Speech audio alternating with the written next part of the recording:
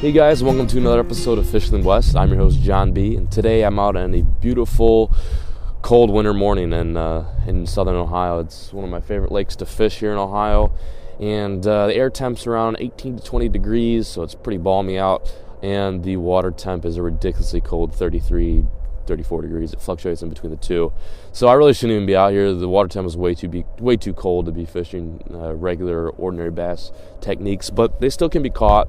And I want to take a moment from this unproductive day to share a few of my favorite winter techniques and tactics to fish before winter gets too cold.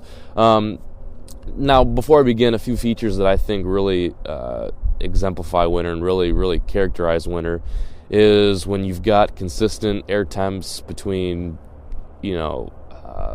36 to 40 degrees, when the water temp is between 38 and 42, and when you start seeing snow on the ground, you can see your breath.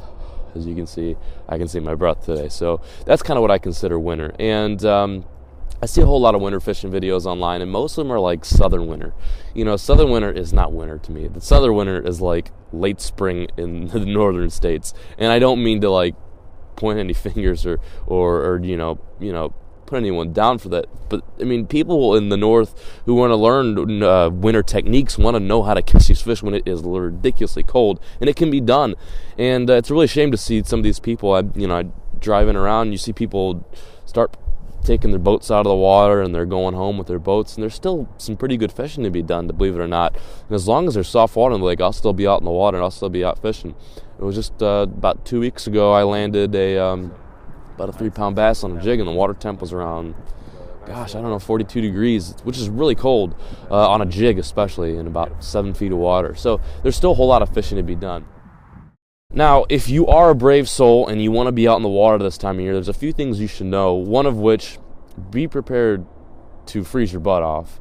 The other thing you want to be prepared to do is spend a long time out on the water. It takes a long time to dissect a lake during the winter because the fish aren't going to be as easy to find if they were in spring. People think, oh, this is the same kind of conditions it was in spring. It's completely opposite. The fish have a completely different mindset. In the springtime, the fish are moving up. It's starting to thaw. It's getting warmer. So they're moving up shallow. They're going to get ready to spawn. They're in the pre-spawn mode. When it's wintertime, even though it may be the same temp as it was when you caught some of those big fish in the springtime, they're going to move down. It's getting colder. The water's freezing. They're not in the mindset to be spawning. So they're going to be going into the deep water. The metabolism is going to be slowing down, and they're not going to want to feed as much as they did in the springtime. So that's one thing you have to consider. If you're going to fish for these fish this time of year, you want to focus on smaller, more compact presentations. If you're throwing, let's say, a jig or a crankbait, fish just aren't going to be hitting as big of lures as they were in the fall. Fall, you could get away with throwing big swim baits.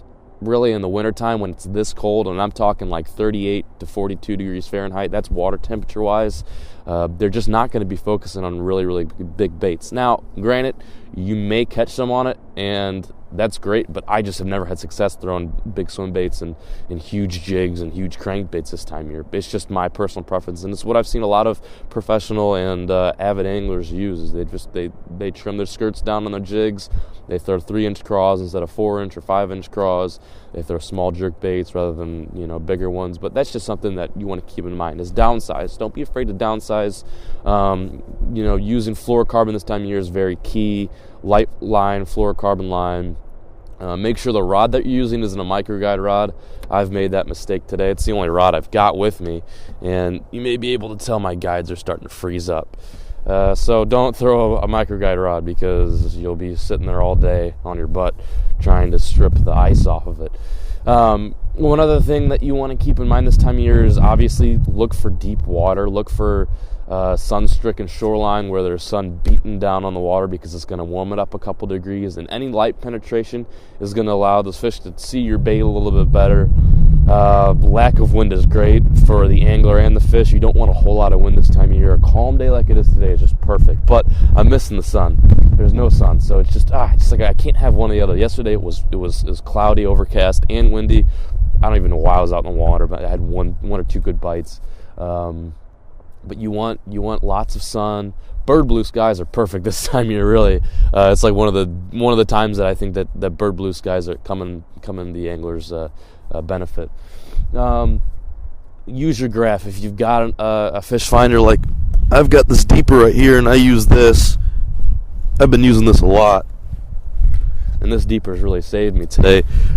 Use a graph, a fish finder, locate rocky bottoms, rocky shoals, and when I'm talking about rocks, like cobblestone-sized rocks, pebbly bottoms don't seem to be as productive as the bigger ones. Not huge boulders, but like cobblestone. If you can find like a deep flat with cobblestone, maybe a few Christmas trees here and there, you're golden.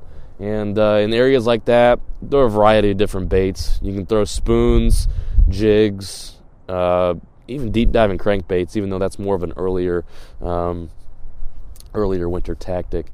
So real quick, I wanted to just touch base on a few productive lures this time of year. I'm going to start off with one of my favorites, and that being the jig.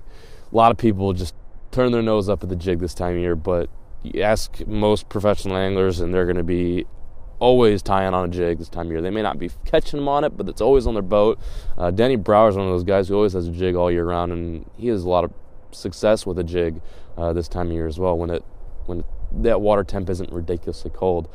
Another lure that works seemingly well is, of course, the jerk bait, the rip bait. Rip bait is just an extremely effective lure this time of year. Worked at a very erratic but slow pace at the same time. So like 1, 2, 3, and then letting that thing sit for a long period of time, because fish aren't going to be as active. They're not going to be chasing that thing through the entire rip process. They're going to see it rip, and they're going to kind of slowly check it up. So you got to give the fish some time to hit it. You can't work it like you did in the springtime. Another one of those baits, and actually rigs, that seem to work really well that I just absolutely hate using, but is a very effective technique, is the float and fly, and that's a Tennessee, Kentucky style rig, and those guys get cold weather, and they really have to work with what they've got. And that float and fly really just seems to be an effective way to catch fish. And what that is it's a bobber with a little tiny hand-tied fly at the bottom, and you've got about, I'd say, a 12 to 10 foot leader. That's a little exaggerating, but about 9 to 10 foot leader in between the bobber and the fly. And it's meant to target suspending fish. And sometimes this time of year you'll have fish suspending when the water temp's not ridiculously cold, but when it's like this, they're going to be straight at the bottom. They're going to be relating to the bottom pretty hardcore. You'll still find suspending fish, but when the water temp's in the 30s, they're going to be pretty close to the bottom anywhere where there's any warmth. Another one of those baits that seem to work pretty good for me is a deep diving crankbait, and that's more, like I said, an early winter bait, like a Norman's Middle End or like a Lucky Craft that dives anywhere between 9 to 12 feet. Works great.